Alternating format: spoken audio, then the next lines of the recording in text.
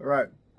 So I wanted to talk about tone, or more specifically, what constitutes good tone. Every time I think about tone, I'm often reminded of a saying by, I think it was Potter Stevens, in defining obscenity. He had a threshold test, and the threshold test was, I know it when I see it. Okay?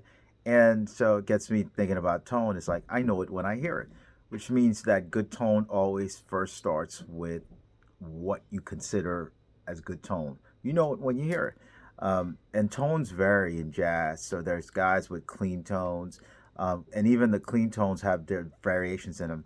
So you would say Grant Green is a clean tone, obviously. Wes Montgomery is a clean tone. Pat Martino is a clean tone, but they're all three very, very different sets of clean tones. You think about Grant Green's tone, very, very light, airy, very trebly. Then you think of Pat Martino, very, very dark tone. You think of Wes, sort of like a bright, nice, rich tone, but they're all considered clean tone and they're all considered quintessential jazz tones. So when we talk about tones, tone, I think people think of three things, at least I do, logically. One, the equipment that they use. Two, the rooms that, or the environment that they did the recording. And to me, the third, which is the most important one, is their technique and their fingers or their right hand. That determines that. I think as guitar players, we focus more on, I think the first thing I said, which was like the equipment that they use. So we get GAS, guitar acquisition syndrome. So if I buy that L5, I'm going to sound like somebody. If I buy, a certain type of instrument, and the same thing, I've got a lot of friends who are guitar players that have basically kind of like replicas of what they thought that Wes played or Pat Martino played or Grant Green played, and they never sound like any of those. Not that they don't have the skill sets. I don't sound like them. That's because our fingers are different. Our approach are different. If you ever gave two accomplished guitarists the same setup, they still sound the same, or they sound, should say, they sound different. They sound like themselves. If you were to hand Wes Montgomery a guitar and you say you can't adjust that, and you handed Pat Martino the guitar, they're gonna sound differently, even though we're gonna define it as jazz in a clean tone.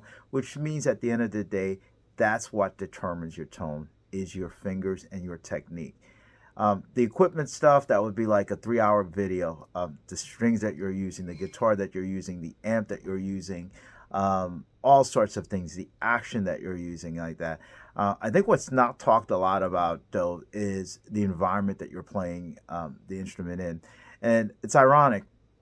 I started off by playing a little bit, and I'm playing my Milkman, but I'm playing it upstairs, and I had it downstairs. And it's funny, just in this room, it sounds very different. And I had to mess around with it, have it up here a couple of days before I got it to where I said, okay, now it sounds like that.